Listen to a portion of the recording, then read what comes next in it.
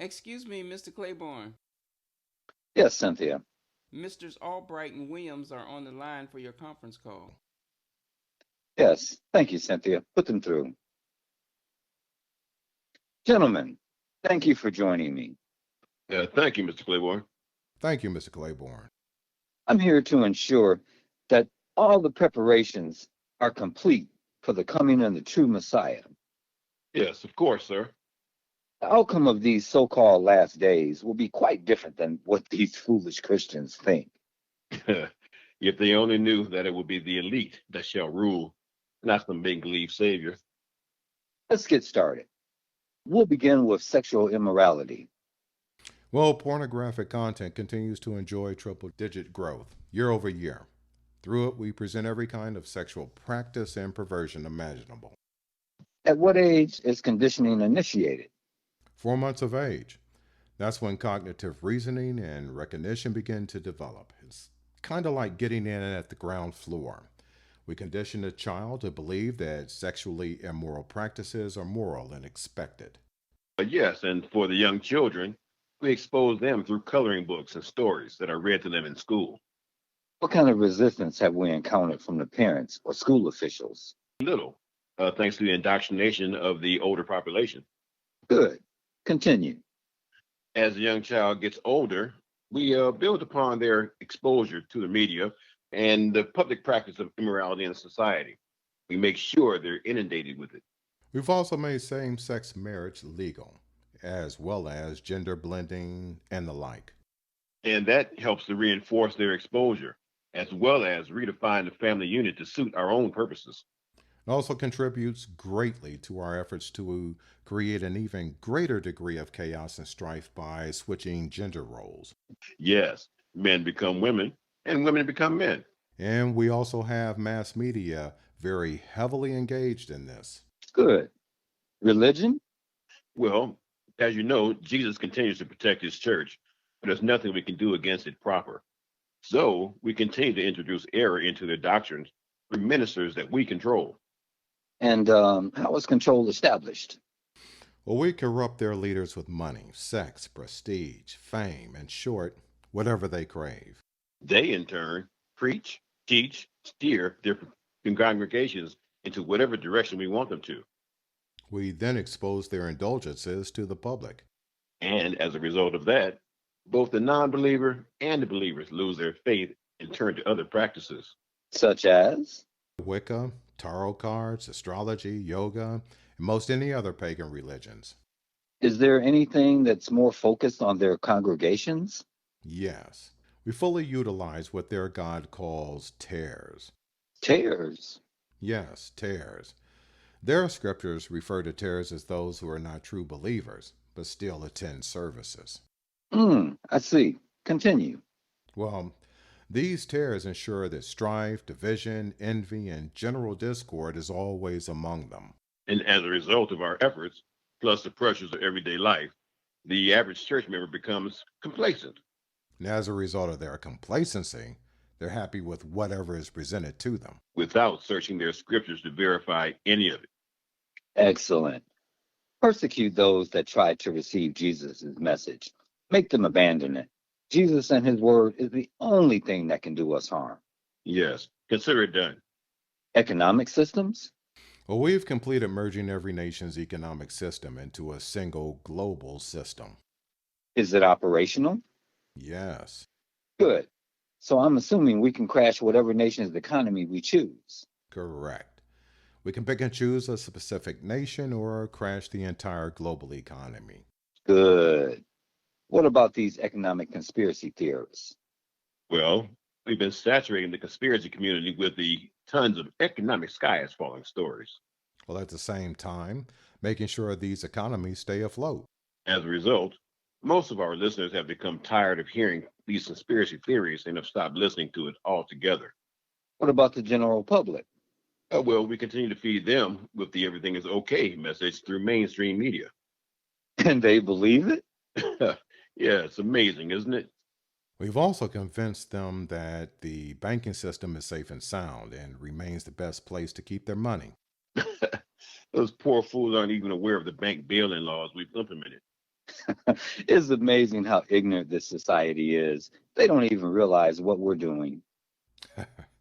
They'll realize it when we crash the banks and drain their accounts. Speaking of the media, what about independent news sources? Well, we control all but a small handful of independent news sources. Why not all? Well, we have to use the independence to provide just enough truth to make our narratives believable. Good. Where are we with e-currency? Our cashless payment system has been up and running for more than a decade. Use of plastic and online payment methods is considered normal. Blockchain e-currency technology is in place and awaiting government action. Where are we with that? Well, we issued an executive order directing the U.S. government agencies to begin feasibility studies.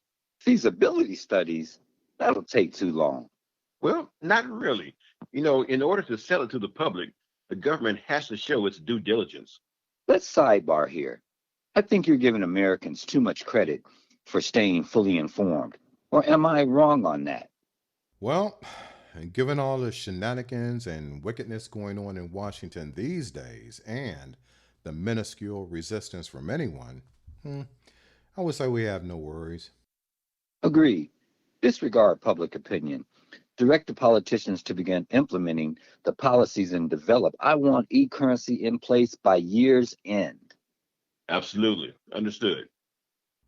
One other thing. The Fed will manage America's e-currency systems. Yes, that way our full control of their economy will continue. Good. I'm going to be meeting with global banking establishment later this week to finalize the details and the timetable. Once the population is in place on e-currency, we'll control them all. Everything will be ready. Agenda 2030? Implementation of UN Agenda 2030 continues. However, there are challenges. Challenges? Where? Well, primarily in the United States. Many still believe that American democracy still works. How soon they forget. They signed that away back in December of 1913. Agenda 2030 is very important. Write up a brief for me to present to the council. Will do. Where are we with population control? Well, Operation Cough Drop is on track. Almost 80% of the world's population has received at least one dose. More than 10 billion doses have been administered globally, and a little more than 30 million doses are administered each day. Cumulative deaths have reached 605 million, and there are now some 800 million confirmed cases. What? That's all? With the deadline being just 2 years away, at this rate, we'll never make our target numbers in time. What's being done about this? Well, we just discovered that the initial dose had a slower activation rate than we anticipated. As a result, it was taking roughly 18 months for those doses to really kick in. So, we designed booster shots to dramatically accelerate the process. Instead of 18 to 20 months for the patient to expire, they now expire within 12 to 14 months. Each booster they receive reduces the time by approximately 1.2 months. Good. The media will continue to keep the rise in mortality rates quiet. There's still a fair number of holdouts. Holdouts? Yes, the diehards, sir. The ones that refuse to take the shot. Shut down all opposing content on the internet.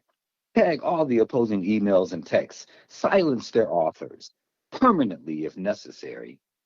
That could end up being a lot of people. That's what the FEMA camps are for. Understood. For the proper environment to be set, we must make sure that men are lovers of themselves, lovers of money, boastful and arrogant, and revile one another. We need them to be ungrateful and unholy, brutal and haters of good. They must love pleasure rather than God. The family unit must be completely obliterated. We must also corrupt the ministers of the gospel so that no one will give an ear to it. We must destroy all people as possible, lest they find and come to Christ. Understood? We'll get it done, sir. Speaking of the destruction, as many as possible, Kyle, what's the status of your friend? What's his name?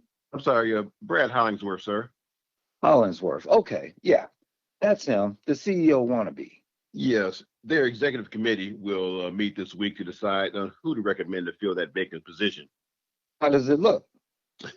Like Brad is going to be very heartbroken. Good. That suits our purposes nicely. Mr. Hollingsworth doesn't realize it yet, but he's going to help us destroy as many people as possible. Keep me informed so that we can meet with him immediately after the vote. Consider it done. That's all, gentlemen.